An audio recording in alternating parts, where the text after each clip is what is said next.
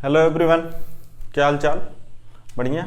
आइए हम लोग अपना नेक्स्ट वीडियो देखते हैं। क्या aetiological classification of the anaemia. हम लोग प्रीवियस वीडियो में एनीमिया की डिफिनीशन देख लिए थे और उसका मार्फोलॉजिकल क्लासिफिकेशन देखे थे। उस लेक्चर को आप देखकर तब आइएगा, आपको आई बटन में मिल जाएगा उसका लिंक। ठीक है, हम लोग देखते हैं क्या इथियोलॉजिकल क्लासिफिकेशन। इथियोलॉजिकल क्लासिफिकेशन में कॉज के बेसिस पर उसका क्लासिफिकेशन, ठीक, किस किस कारण से हो सकता है उसके बेसिस पर हम लोग देखेंगे एनीमिया टाइप। तो उसमें हम लोग पहला देखेंगे क्या, हीमोरैगिक एनीमिया। हीमोरैगिक एनीमिया नेम से ही लग रहा है कि क्या ब्लड लॉस से होगा हीमोरैगिक। ठीक, तो इसमें होता क्या है, ये क्यों होता है? It is due to excessive loss of the blood. Excessive loss of the blood. अच्छा, लॉस ऑफ ब्लड को बोलते हैं हम लोग हीमोरैग। ठीक, तो हीमोरैगिक एनीमिया, इसी से इसका नेम पड़ा है क्या, हीमोरैगिक एनीमिया, क्योंकि it is due to excessive loss of the blood and it occur both in acute and chronic haemorrhagic condition. मतलब इसके वजह से तो होता है, ये दोनों में होता है। मतलब एक्यूट मतलब जो कम समय में ब्लड लॉस होता है। ठीक है, जैसे अचानक हमें चोट लग गया, वहाँ ज़्यादा ब्लड लॉस हुआ, या किसी का आप देखते होंगे एक्सीडेंट हो गया, वहाँ ब्लड लॉस ज़्यादा हो गया, तो उस कंडीशन में एक्यूट हो गया। और क्रोनिक में मतलब जो लंबे समय तक ब्लड लॉस जिसमें चल, जैसे इंटरनल ब्लीडिंग किसी में हो रहा है, पेप्टिक अल्सर हो गया, ठीक, इस टाइप का। तो क्या है, acute and chronic haemorrhagic condition में हो सकता है। तो एक्यूट हीमोरैग क्या है, एक्यूट हीमोरैग, तो इसमें क्या है, sudden loss of large amount of the blood, क्योंकि एक्सेसिव लॉस ऑफ ब्लड से ही तो एनीमिया होता है। ये ब्लड डिसऑर्डर है, हमने प्रीवियस वीडियो में देख चुका है। ठीक, तो क्या है, sudden loss of the large amount of the blood. जब सडन अचानक से ज़्यादा ब्लड का लॉस होता है, जैसे एक्सीडेंटल कंडीशन में, इन केस ऑफ एक्सीडेंट, तो क्या है, उसमें एक्यूट हीमोरैग होता है। हमसे पूछ सकता है कि हीमोरैगी के किसमें होता है, तो हम कह सकते हैं एक्यूट में होता है और क्रोनिक में। एक्यूट में क्या, जो कम समय, मतलब sudden loss of large amount of the blood होगा। ठीक, जैसे मार्फोलॉजी, ये दोनों का आप मार्फोलॉजी जरूर ध्यान रखिएगा, एक्यूट में मार्फोलॉजी क्या होगा और क्रोनिक में।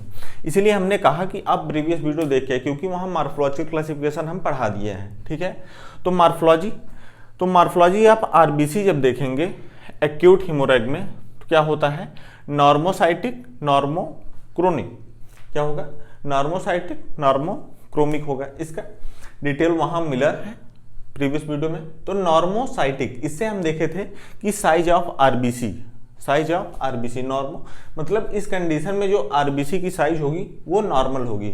और नॉर्मोक्रोमिक मतलब कि कलर भी जो है वो भी नॉर्मल होगा, मतलब साइज भी आरबीसी का नॉर्मल होगा और कलर भी नॉर्मल होगा।